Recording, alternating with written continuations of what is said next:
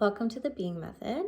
We're going to talk about the fun and elusive topic, detoxing for pregnancy. Okay, before I start, I know that detoxing is very controversial. I know that there's so many opinions about it. Our body is detoxed daily. They detox while we sleep. They detox all the time. So it's good to know that your body is already detoxing. We have detox organs, and that's what they're there for. However, our detox organs definitely did not evolve to deal with the amount of toxins that we have today.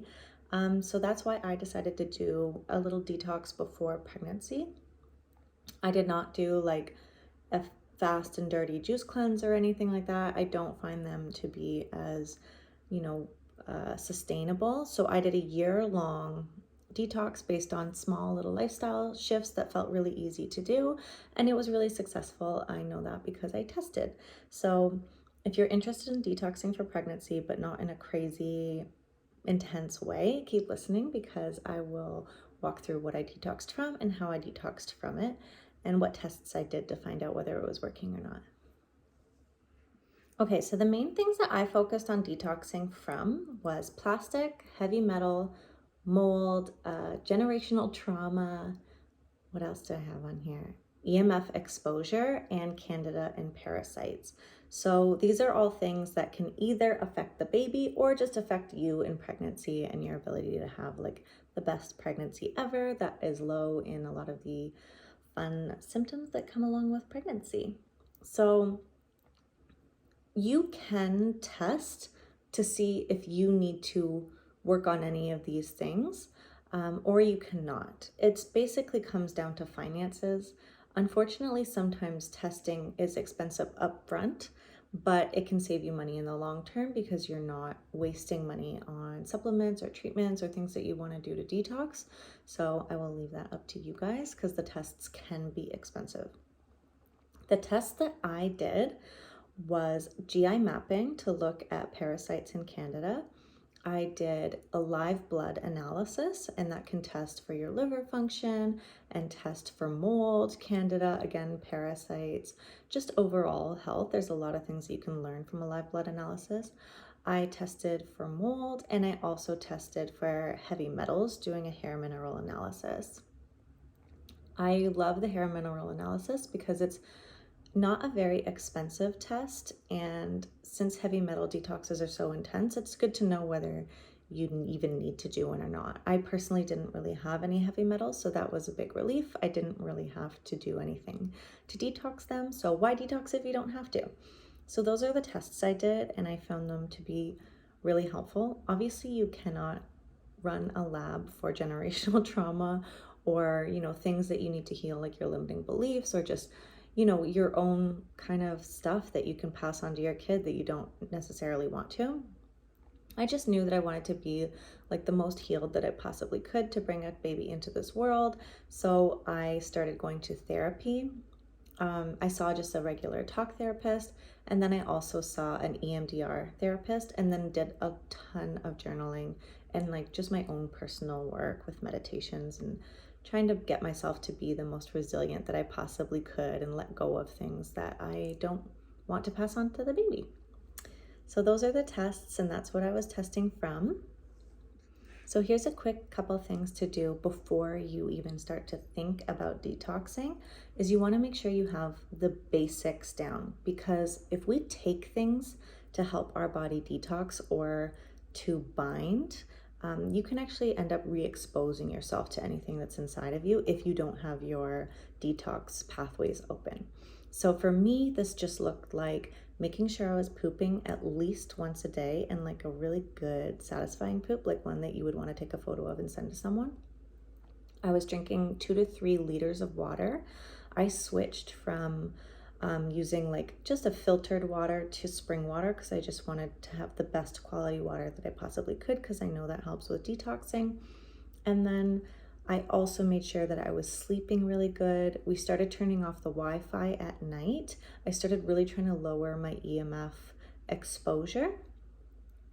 On top of that, I started actually removing things from my diet that I felt like might add to mold or heavy metals or plastics. So I removed plastics from my life, or at least tried to as much as I could. It's very difficult to.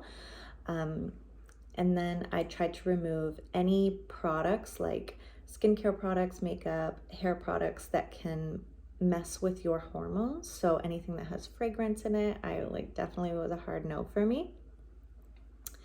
From there, I looked at foods that are high in mold. So in North America, that's most of our coffee, peanut butter, wheat, grains, tea, unfortunately. So if I wanted to eat those things, I just made sure to get the highest quality that I possibly could. And for coffee, you don't have to give it up. I just made sure to buy mold tested coffee. Bulletproof coffee is mold tested, so that's what I drank throughout my pre-pregnancy detox. In terms of opening up those detox pathways, like I said, sleep and pooping are great. Drinking lots of water so that you're peeing a lot is amazing. But also don't forget that our liver is working hard, so you want to support it. For me, that just looked like I added in a lot of bitter foods. So dandelion greens, radicchio, all those things, certain teas like dandelion tinctures. I just made sure to have those every day to help my liver just detox anything that it needed to, and help my gallbladder in that sense too.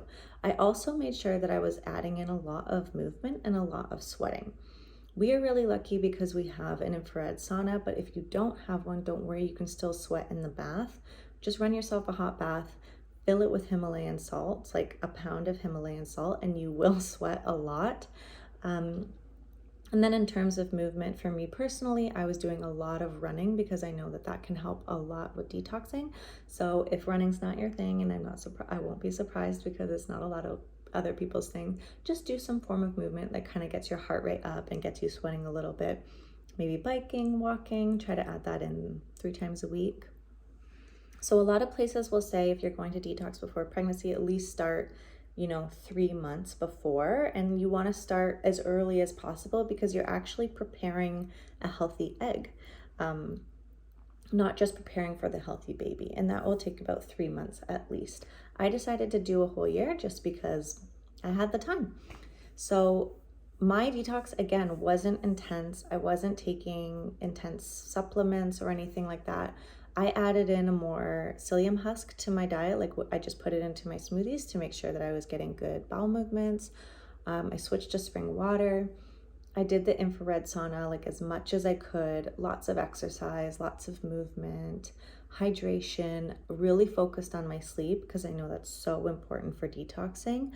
And adding in a little bit of breath work for lymphatic movement, a lot of the bitter foods.